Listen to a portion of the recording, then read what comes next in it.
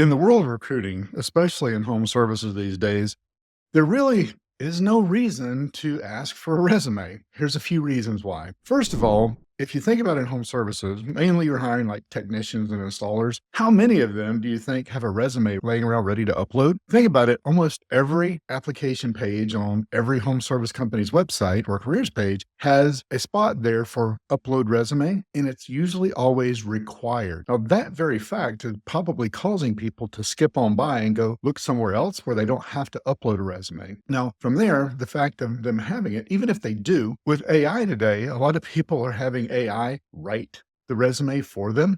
And then a lot of companies are proposing to have it. A lot of ATSs are saying, oh, we have AI that can read the resume. So really you have AI writing the resume and you have AI reading the resume. It's kind of like a joke I saw. The guy's like, oh, I can take one bullet point and AI will create it into a long email for me. And on the other side, the person is explaining, I can take this long email with AI, it'll turn it into just one bullet point. It's kind of what's happening with AI-driven resumes today. So really, in looking at it, is the information that you're getting on the resume really the information that you need? So you really should be asking the questions on your application page in a formatted way that gives you the things that you're wanting to know. Now, on our application pages, the thing that we ask questions that you typically would not get on a resume. For instance, we want to know about their criminal history, their driving history. Because let's face it, if you have the best resume on the planet, it looks like just a superstar, and they have a DUI that they got a couple of years ago, they're uninsurable. There's no reason to take the time to bring them in for an interview only to find out about it later whenever you run the MVR, the motor vehicle report. Now, not everybody's 100% truthful, but if you ask the question,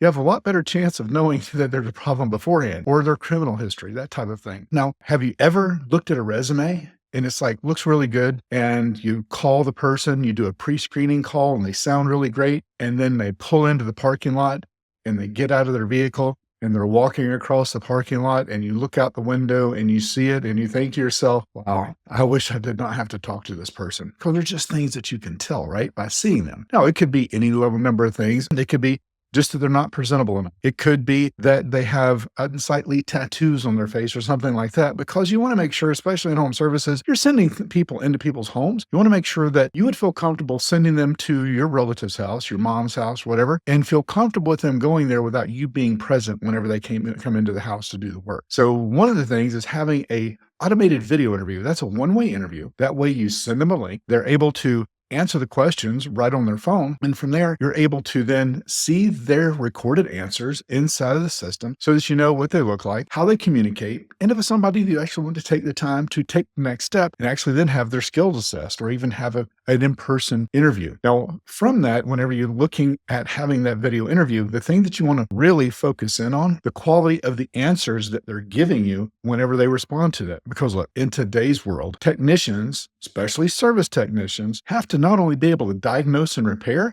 they have to be able to sell the homeowner on the best solution for the situation that they're facing. And that does not mean taking advantage of anyone, because basically they're showing the options of what they should do and what the options are to correct the problem they're having. There's a problem, or they wouldn't have called, right? So they have to be able to share those options and be able to lead them to the one that's really going to be the best solution. If they do not have the skills to be able to do that, if they can't carry on a conversation, or if they're not personable, then it's not going to be a fit. Now, just along that same lines, if you think about it, service technicians and installation techs are really usually two different types of personalities, right? You take a service technician and put them in an install van or install truck, and they're miserable. You take an install technician, put them in a service van, and they have to go out and talk to people 5 or 6 different calls a day, and they're frustrated. So you might as well be able to identify that. Now, the thing is that a lot of times when people are applying for a job, it may be that they're applying for the service technician job because that's the only one they see, but they really would be better suited for being an installer. It doesn't mean that you don't take the time to move them through the process. It just means that you can see how they respond, see what the resume looks like, see what their application looks like, see how they interview on the video interview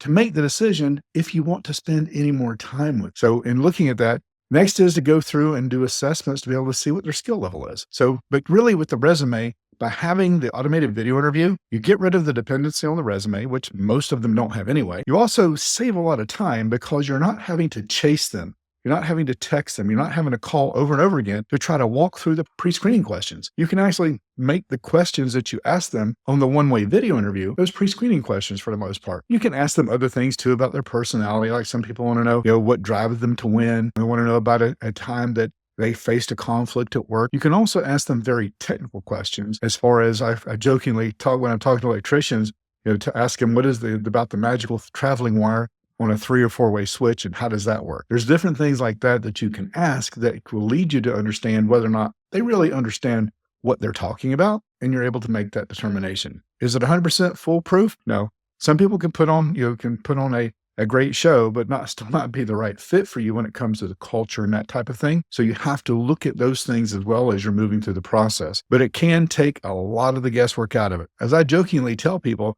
if you were to look at somebody coming to work for you, they were applying to be an apprentice, and you opened up the video interview and you saw this guy, you don't even take the time to watch the interview because I look like I'd be better suited to being applied to be a shopping mall Santa Claus rather than coming to work for your company as a brand new apprentice. So those are just some of the reasons that you have to look at how resumes are used today and why they're not quite as important as they used to be. And actually, you can go through the entire process and hire a really good A player without ever looking at the resume. Some people still say, I got to have a resume. That's fine. They're old school. That's okay. But they're spending a lot of time, effort, and energy that they don't have to, because everybody that you're hiring in home services is a revenue hire. Someone who's going to be driving revenue. The other thing is the person that's looking at this, helping you hire them, that person on your staff, the time that they're taking to go through over and over and over again, spinning that roulette wheel of those resumes is time they really could be spending getting those people in the door, getting them onboarded, getting them out there so they're generating revenue for you. Remember, recruiting is a revenue amplifier, not a cost center. And if you're looking at it as a cost instead of revenue amplifier, let's get that thing turned around. Let's get you off the roulette wheel and let's get you into a proactive hiring platform that's helping to find you a revenue workforce. I'm Jody Underhill with Talent on Tap. See you next time.